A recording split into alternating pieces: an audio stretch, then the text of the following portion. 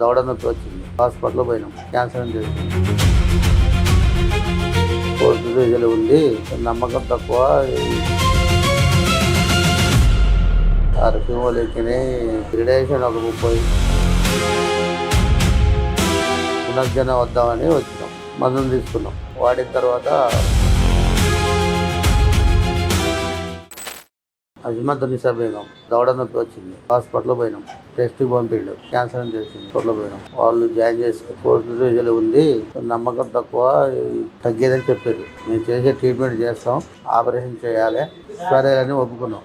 ఆడ ట్రీట్మెంట్ జరిగింది. ఆరోగ్యం రేడియేషన్ ఒక 30 నోరు తెరవట్లే. అప్పుడు కొద్దిగా లైట్గా తెలిసేది. తర్వాత ఒక 3 నెలల తర్వాత రాలే అని చెప్పారు. 3 నెలల తర్వాత ఈ మధ్యలో ఇదిగో పునర్జన వద్దామని వచ్చినాం. ట్రీట్మెంట్ మందులు తీసుకున్నాం. పోయి వాడినాం. వాడిన తర్వాత కొంచెం తక్కువ అనిపించింది మాకు. ఇప్పుడు బాగానే నోరు తెరుస్తుంది, మంచిగా మాట్లాడుతుంది.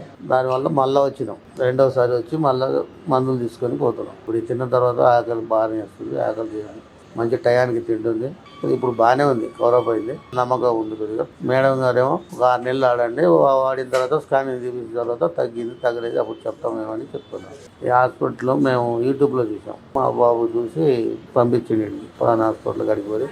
చాలా మందికి తగ్గిందంట, అది కూడా వాడి చూద్దామని పంపిస్తే వచ్చేసి చెప్తాం. సార్ ఎందుకు చెప్పం, మంచిగా తగ్గుతుంది, బాగుంటుంది హాస్పిటల్ అది తింటే. అది పోయిరండి, ఒకసారి పోయి వచ్చిన తర్వాత మీకే అర్థమైంది తగ్గేది తగ్గండి. ఒకసారి పోయి వస్తేనే కదా ఏదైనా అర్థమైంది. మాకైతే తగ్గింది. మీరు కూడా పోయి చూపించుకొని రండి, మందులు తింటే అర్థమైంది అని చెప్తాను.